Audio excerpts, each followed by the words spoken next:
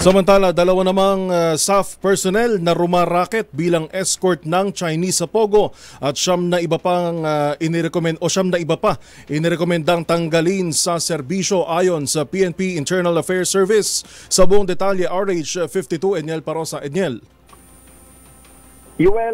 Pinadidismiss na sa serbisyo ng PNP Internal Affairs Service ang dalawang tauhan ng Special Action Force na sangkot sa illegal na pag-escort sa mga Chinese, maging ang siyam pang ibang tauhan ng PNP dahil sa grave misconduct, grave dishonesty at conduct unbecoming.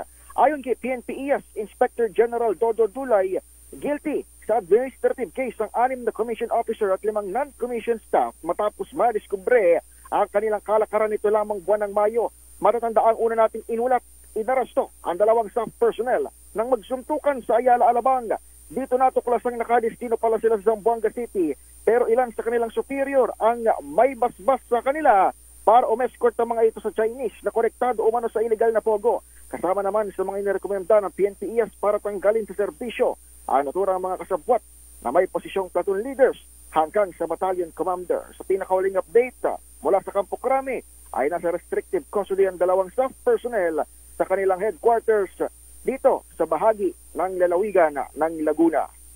Ito si Edniel Parosa, nag-uulat para sa DZRH. Una sa Pilipinas, una sa Pilipino. Maraming salamat, Edniel Parosa.